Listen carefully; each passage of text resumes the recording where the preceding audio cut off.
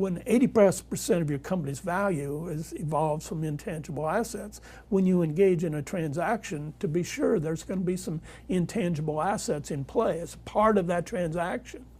Now, due diligence, what I describe is doing pre and post due diligence.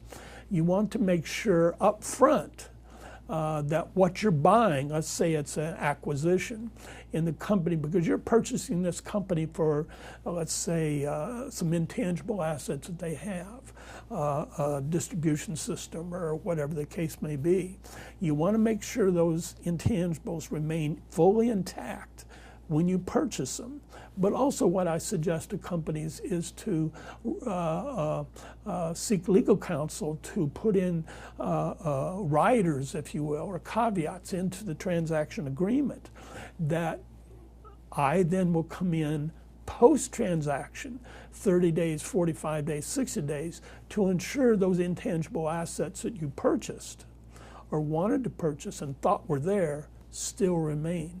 But intangible assets can walk out the front door in a nano. They do every day at 5 o'clock of any company. And they can walk out the door in a number of different ways on a thumb drive, or, as you know, and they can be disseminated globally in an instant.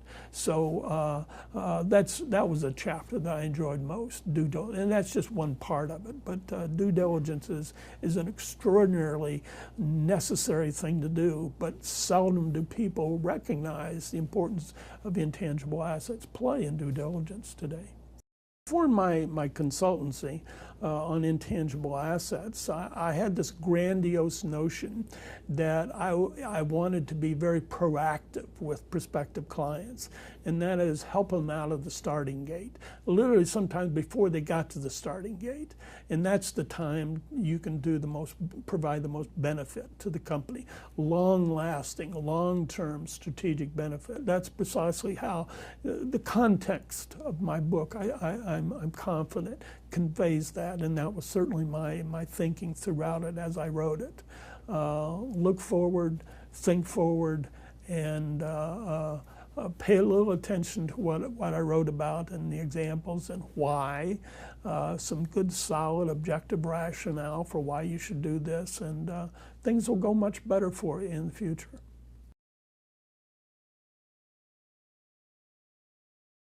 Hello, I'm Lori Washington. As a young lawyer, trying to bridge the gap between the substantive law that you've learned during law school and the practical skills and practical law that you use in practice once you're out in the real world. Reading a work such as this, created by Mr. Mobley, would be something that would be beneficial to you, because coming from someone who's been dedicated 20 years in the field and has a breadth of knowledge in this area, he's providing those cornerstones and those resources and those tools for you, so that you can gain an extra step, you can gain an extra edge on those competitors out there, and feel that you know the full breadth of intellectual property law and intangible assets.